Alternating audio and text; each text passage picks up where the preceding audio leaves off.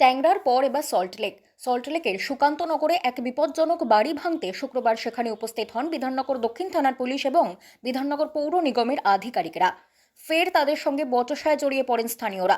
বহুতলের বাসিন্দারা গেটে তালা দিয়ে ভেতরেই দাঁড়িয়ে থাকেন। তাদের দাবি, বাড়ি ভাঙার বিষয়ে তাদের কোনো নোটিশ দেওয়া হয়নি। হঠাৎ করে কেন বাড়ি ভাঙতে আসা হলো? বাসিন্দাদের দাবি, তাদের পুনর্বাসনের ব্যবস্থা না করে দিলে তারা বাড়ি ছাড়বেন না।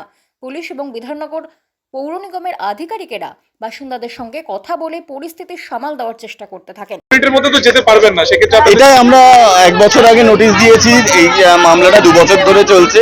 মহামান্য আদালতের নির্দেশে আমরা ভাঙতে এসেছি। এখানে মানে আমার সেই স্টেকটাই নেই যে আমি এই কাজটা আটকাবো। গতকালকে আপনারা রুফটপের দিকে কাজ করছিলেন, এখন করতে দিচ্ছেন, এখন পশ্চিমের দিকে সাইডে কাজ হচ্ছে। হ্যাঁ, আমাদের কাজ আজকে করতেই হবে, কিছু করার নেই। পুরোটাই করা হবে। হ্যাঁ, একদিনে হয়তো ডেমোলিশন কমপ্লিট হবে না, আস্তে আস্তে হবে। তো বলছেন যাবেন না, তো কি আপনাদের স্টেপ থাকবে? বললেন যে ফৌজদারি মামলা হবে। সেটা আমাদের হায়ার অথরিটি ঠিক করবেন কিভাবে সরাবেন না সরাবেন।